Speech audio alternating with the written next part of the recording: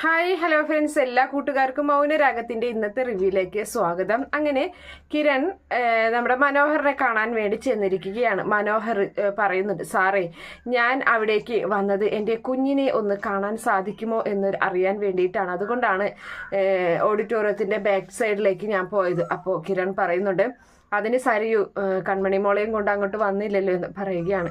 വരുമെന്ന് തന്നെയായിരുന്നു സാറി എൻ്റെ ഒരു പ്രതീക്ഷ എന്ന് പറഞ്ഞങ്ങനെ നിൽക്കുകയാണ്. ആ സമയത്താണ് അവൻ ഈ ഗംഗപ്രസാദ് മതിൽ ചാടി വരുന്ന കാഴ്ച ഞാൻ കണ്ടത് എന്ന് പറയുന്നുണ്ട്. എന്തായാലും ആ ഭാഗമാണ് പിന്നീട് കാണിക്കുന്നത്. അങ്ങനെ ഗംഗപ്രസാദ് മതിൽ ചാടി വരികയാണ്.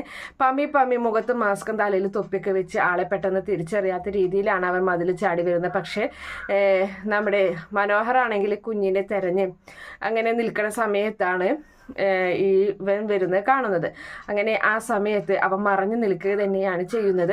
അതിനുശേഷം നമ്മുടെ മനോഹർ കാണുന്ന കാഴ്ച ഈ ഗംഗപ്രസാദ് എന്ന് പറയുന്നവനെ കിരൺ തല്ലിച്ചതയ്ക്കുന്ന കാഴ്ചയാണ്. കിരൺ അവനെ ഓടിച്ചിട്ട് തല്ലുകയും അതുപോലെ തന്നെ ആ ഒരു അലക്കല് പോലൊരു സ്ഥലമുണ്ട്, അവിടെ കല്ലുണ്ട്, ആ കല്ലിൽ അവൻ്റെ തലയിടിക്കുകയും അങ്ങനെ തല്ലിച്ച് അവശനായ രീതിയിൽ നിൽക്കണം.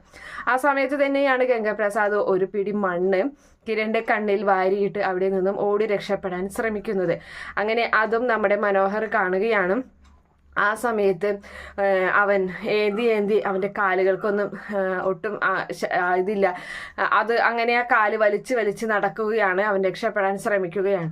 അപ്പോഴാണ് മനോഹർ ഒരു ഇരുമ്പ് വടി പിന്നിൽ ഒളിപ്പിച്ചിട്ട് കൈ ഇങ്ങനെ പിന്നിലോട്ട് വെച്ച് പിന്നിൽ ഒളിപ്പിച്ച് അവൻ വരുന്നത്. അങ്ങനെ ആ സമയത്ത് മനോഹറിനെ കണ്ടിട്ട് ഗംഗ ചോദിക്കുന്നുണ്ട്, എടാ മനോഹര നീ എന്താ ഇവിടെ എന്ന് ചോദിക്കുകയാണ്.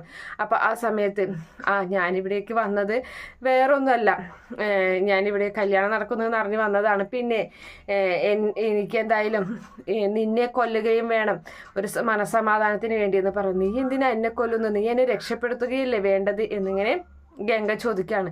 അതേടാ, നിന്നെ രക്ഷപ്പെടുത്താം, അതുപോലെ തന്നെ ഇവിടെയുള്ളവർക്കും രക്ഷപ്പെടണ്ടേ, അതുകൊണ്ട് എൻ്റെ കൈ കൊണ്ടാണ് എന്നും പറഞ്ഞ് ആ ഇരുമ്പ് വടി കൊണ്ട് മനോഹർ ഈ ഗംഗയുടെ തലയ്ക്കടിക്കുകയാണ് ചെയ്യുന്നത്. അപ്പം തന്നെ അവിടെ വീഴുകയും ചെയ്യുന്നുണ്ട് ഗംഗപ്രസാദ്. അങ്ങനെ അവൻ ആ ഇരുമ്പ് വടി വലിച്ചെറിഞ്ഞ് അവിടെ നിന്നും ഓടി രക്ഷപ്പെടുകയാണ് ചെയ്തത്. പിന്നെ കിരണിനോട് പറയുന്നതാണ് കാണിക്കുന്നത്. അങ്ങനെ മനോഹർ പറയുന്നുണ്ട്, അങ്ങനെ ഞാൻ ചെയ്തില്ലായിരുന്നെങ്കിൽ അവൻ എന്തായാലും അവിടെ നിന്ന് പെട്ടെന്നൊന്നും ഓടി രക്ഷപ്പെടാൻ കഴിയില്ല. അവൻ വന്നത് മതിൽ ചാടിയിട്ടാണ്. അവൻ തിരിച്ചു പോകാൻ മതിൽ ചാടാനുള്ള ഇതൊന്നും അവനുണ്ടായിരുന്നില്ല. കാരണം സാർ അത്രയ്ക്കും തല്ലിച്ചതച്ചല്ലോ. സാറ് കൂടുതൽ നിന്നിരുന്നെങ്കിൽ അവനെ തല്ലിച്ചതച്ച് അവൻ്റെ ശരീരത്ത് പച്ച ശരീരത്ത് സാറിന് മണ്ണ് വാരിയിട്ട് അത് അവസ്ഥയായേന്. അതുകൊണ്ട് തന്നെയാണ് ഞാൻ അവനെ കൊന്നത്. പിന്നെ കൊന്നോ എന്നൊന്നും എനിക്കറിയില്ല, ഞാൻ തലയ്ക്കടിച്ച് ഞാൻ പോയതാണ്. പിന്നെ സാറ് അല്പസമയത്തിനുള്ളിൽ അവിടെ നിന്ന് എഴുന്നേറ്റ് അവനെ തെരയും എന്നുള്ള കാര്യം എനിക്ക് ഉറപ്പായിരുന്നു. അങ്ങനെ തെരഞ്ഞു കഴിഞ്ഞാലും ജീവൻ ഉണ്ടെങ്കിൽ അവൻ്റെ ജീവൻ സാറ് എടുക്കുമെന്ന് എനിക്കറിയായിരുന്നു. അതുകൊണ്ടാണ് ഞാൻ അങ്ങനെ പോയത് എന്നിങ്ങനെ പറയുന്നുണ്ട്. അങ്ങനെ അതിന് ശേഷമാണെങ്കിൽ മനോഹർ പറയുന്നുണ്ട്, എന്തായാലും സാറ് അവനെ തല്ലിയ കാര്യങ്ങളൊന്നും ഞാൻ കണ്ടു എന്നൊന്നും സാറിനോട് പറഞ്ഞിട്ടില്ല. അവൻ അവശ നിലയിൽ അങ്ങനെ വരുന്ന സമയത്ത് ഇരുമ്പ് വടി കൊണ്ട് ഞാൻ അവൻ്റെ തലക്കടിച്ചു എന്നാണ് പറഞ്ഞത്. മറ്റുള്ളവരെ കൂടി രക്ഷപ്പെടുത്താൻ വേണ്ടിയിട്ടാണ് അങ്ങനെ ചെയ്തതെന്നാണ് പറഞ്ഞത് എന്നിങ്ങനെ നമ്മുടെ മനോഹർ പറയുകയാണ്. അങ്ങനെ കിരൺ പറയുന്നുണ്ട്, എന്നാലും ഒട്ടും ഉൾക്കൊള്ളാൻ കഴിയുന്നില്ലടാ, എന്തൊക്കെയായി സംഭവിച്ചത് എന്ന് പറയുന്നുണ്ട്. സാറിനെ എൻ്റെ കുഞ്ഞിനെ സംരക്ഷിക്കുന്നത് സാറും സാറിൻ്റെ ഭാര്യയുമാണ്. അതുകൊണ്ട് തന്നെ എനിക്ക് ഏറ്റവും വലിയ ആഗ്രഹം അറിയാലോ, എൻ്റെ കുഞ്ഞിനെ കാണണമെന്നുള്ളതാണ്. ഇടയ്ക്കെങ്കിലും ഇനി അതൊക്കെ ഒന്ന് പരിഗണിക്കണേ സാറേ എന്ന് പറയുകയാണ്. അപ്പോൾ ആ സമയത്ത് ശ്രമിക്കാടാ, കാരണം ഞങ്ങൾ നോക്കുന്നുണ്ടെങ്കിലും അവളുടെ കുഞ്ഞിൻ്റെ കൺമണി മോളുടെ യഥാർത്ഥ അവകാശി അറിയാലോ സരയുവാണ്. സരയുവിനെ വിഷമിപ്പിച്ചിട്ട് ഒന്നും ചെയ്യാൻ ഞങ്ങൾക്ക് സാധിക്കില്ല. അത് പിന്നെ അവൾ ഏറ്റവും പ്രശ്നമുണ്ടാക്കും. പിന്നെ തന്നെയല്ല, നീ അന്ന് തന്ന കുഞ്ഞുടുപ്പ് വരും അവൾ കത്തിച്ചു കളഞ്ഞു. അപ്പോൾ എൻ്റെ അച്ഛനടക്കം എല്ലാവരും പറഞ്ഞു, അവളെ ചതിച്ച നിന്നെ ഇനിയിപ്പോൾ സംരക്ഷിക്കേണ്ട, അങ്ങനെ അവളെ വെറുപ്പിക്കേണ്ട, അതുകൊണ്ടാണ് പിന്നെ ഞങ്ങൾ കുഞ്ഞിനെ കാണിക്കാഞ്ഞത് തന്നെയല്ല. അപ്പോൾ മനോഹർ പറയുന്നുണ്ട്, ഞാൻ അവിടെ നിന്നും ഒരുപാട് കത്തുകൾ സാറിന് അയച്ചായിരുന്നു. സാർ എന്തെങ്കിലും വായിച്ച് മറുപടി അയക്കുമെന്നുള്ള പ്രതീക്ഷയിലാണ്. അപ്പോൾ പക്ഷേ സാർ അതൊന്നും ചെയ്തില്ല എന്ന് പറയുന്നുണ്ട്. അപ്പം കിരണിൻ്റെ മുഖത്ത് ഒരു കുറ്റബോധത്തിൻ്റെ ഒരു അടയാളം, ഒരു കുറ്റബോധത്തോടു കൂടി അങ്ങനെ നിൽക്കുകയാണ്. എന്തായാലും നീ വിഷമിക്കാതിരിക്കുക, ഞങ്ങളെ രക്ഷപ്പെടുത്തിയ ആ നവീനുണ്ടല്ലോ വക്കീൽ, അവനെ വെച്ചിട്ട് എന്തായാലും നിന്റെ ശിക്ഷ കാലാവധി കുറയ്ക്കാൻ ഞങ്ങൾ പരമാവധി നോക്കാം, ഞങ്ങൾക്കും കൂടി വേണ്ടിയിട്ടില്ല നീ ഇത് ചെയ്തത് എന്ന് പറയുകയാണ്. അപ്പം മനോഹർ പറയുന്നുണ്ട്, അത് സാറിനെ പിടിച്ചതും ഞാൻ എല്ലാ കാര്യങ്ങളും ന്യൂസിൽ അറിയുന്നുണ്ടായിരുന്നു, സാറിനെ ഒക്കെ അറസ്റ്റ് ചെയ്ത കാര്യം പിന്നെ അതുപോലെ എന്നെ കോടതി വിട്ടയച്ചതും അറിയുന്നുണ്ടായിരുന്നു. അതുകൊണ്ടാണ് പിന്നെ ഞാൻ പിടികൊടുക്കാഞ്ഞത്. പക്ഷെ സാറിനൊക്കെ അത് കോടതി ശിക്ഷിച്ചിരുന്നെങ്കിൽ ഞാൻ പുറത്തേക്ക് വന്നേനെ എന്നും കൂടി മനോഹർ പറയുകയാണ്. എന്നാൽ ശരിയടാ എന്ന് പറഞ്ഞിട്ട് അവനെ സമാധാനിപ്പിച്ച് അവൻ്റെ കൈകളിലൊന്ന് പിടിച്ചതിന് ശേഷം നമ്മുടെ കിരൺ അവിടെ നിന്നും പോവുകയാണ്.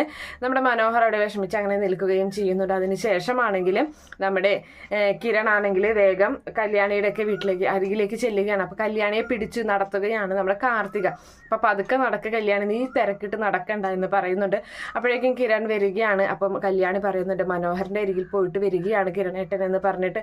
എന്തായി കിരണേട്ട കാര്യങ്ങൾ, അവനെ കണ്ടോ എന്ന് ചോദിക്കുകയാണ്. അപ്പം പറയുന്നുണ്ട് കണ്ടു, നിനക്കിപ്പോൾ എങ്ങനെയുണ്ട്, വേദനയുണ്ടോ എന്ന് ചോദിക്കുകയാണ്. അപ്പോൾ എനിക്ക് വേദനയൊന്നുമില്ല കിരണേട്ട എന്ന് നമ്മുടെ കല്യാണി പറയുകയാണ്. അപ്പോൾ എന്തായാലും അകത്തേക്ക് വായോ, അവിടെ വെച്ച് പറയാമെന്നും പറഞ്ഞിട്ട് കല്യാണിയെ പിടിച്ചുകൊണ്ട് പോയി കാർത്തികയും കൂടെയുണ്ട്. അപ്പോൾ ലക്ഷ്മി അമ്മയെ അവിടേക്ക് വരികയാണ്.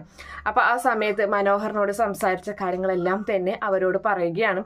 മനോഹർ ഇങ്ങനെ ഒരു കാര്യത്തിന് വേണ്ടിയിട്ടാണ് അങ്ങനെ ചെയ്തതെന്ന് പറയുമ്പോൾ ലക്ഷ്മി അമ്മയ്ക്കും അതുപോലെ നമ്മുടെ കല്യാണിക്കും കാർത്തികയ്ക്കും ഒക്കെ ഭയങ്കര സങ്കടമാവുന്നുണ്ട്. എന്തായാലും ഇനി അവനെ കൈവിടാൻ പറ്റില്ല എന്ന് പറയുകയാണ്. അപ്പോൾ അവൻ്റെ ആഗ്രഹം നമുക്ക് സാധിച്ചു കൊടുക്കേണ്ട, അവനെ നമുക്ക് സംരക്ഷിക്കേണ്ട കിരണേട്ട എന്നിങ്ങനെ കല്യാണി ചോദിക്കുമ്പോൾ ഉറപ്പായും കല്യാണി എന്ന് പറയുന്നുണ്ട്. അപ്പോൾ ആ സമയത്ത് ലക്ഷ്മി അമ്മ പറയുകയാണ്, അവനോട് എനിക്ക് ചെറിയ ദേഷ്യമൊക്കെ ഉണ്ട്, പക്ഷെ എനിക്കിപ്പോൾ അവനോട് കൂടുതൽ സ്നേഹമാണ് തോന്നുന്നത്. അതുകൊണ്ട് അങ്ങനെ ഒരുത്തനെയാണ് അവൻ കൊന്നത്, എല്ലാവർക്കും ഭീഷണിയായിട്ടുള്ളത്. അതുകൊണ്ട് അവന് വേണ്ട എന്താന്ന് വെച്ചാൽ ചെയ്തു കൊടുക്കണം മോളെ.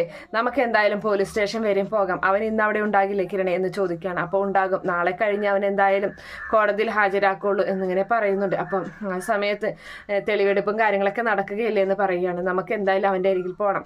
ഈ ഒരു അവസ്ഥയിൽ ഇപ്പോൾ അവനെ സഹായിക്കുക എന്ന് പറഞ്ഞത് അവനെ ഏതെങ്കിലും രീതിയിൽ അവനെ കണ്ട് സംസാരിച്ച് അവനൊരു ആശ്വാസം നൽകണം എന്നിങ്ങനെ കാർത്തികയോട് പറയുകയാണ്. എന്തായാലും കല്യാണിയെയും കൊണ്ട് കിരൺ അവിടെ നിന്നും പോവുകയാണ്. അങ്ങനെ അതിനുശേഷം റൂമിലേക്ക് പോകുന്നുണ്ട്. അങ്ങനെ അതിനുശേഷമാണെങ്കിൽ വീണ്ടും CI നമ്മുടെ മനോഹറിൻ്റെ അരികിലേക്ക് വരികയാണ്. CI വന്നിട്ട് മനോഹറിനോട് പറയുന്നുണ്ട്, എടാ നിന്നെ വലിയ തലവേദനയായിരിക്കാണല്ലോ, എത്രയും വേഗം നിന്നെ പരോൾ ജയിലിലോട്ട് ഹാജരാക്കണം എന്ന് പറയുകയാണ് CI. അപ്പോൾ ആ സമയത്ത് മനോഹറിനൊന്നും മനസ്സിലാകാതെ നിൽക്കുകയാണ്. അപ്പോൾ ആ സമയത്ത് CI പറയുന്നുണ്ട്, അവൾ ആ ഒരുത്തി ജയിലിൽ ചാടിയിട്ടുണ്ട് എന്ന് പറയുകയാണ്. എനിക്ക് പെറ്റീഷൻ തന്നവൾ ഗംഗപ്രസാദിന്റെ കാമുകി, അവൾ ജയിലിൽ ചാടിയിട്ടുണ്ട് എന്ന് പറയണ കേൾക്കുമ്പോൾ മനോഹർ ഞെട്ടിപ്പോവുകയാണ്. ആര്, സ്റ്റെഫിയോ? അതെ, സാധാരണ ഈ വനിതാ ജയിലിൽ നിന്ന് അങ്ങനെ ആൾക്കാരൊന്നും ചാടാറില്ല.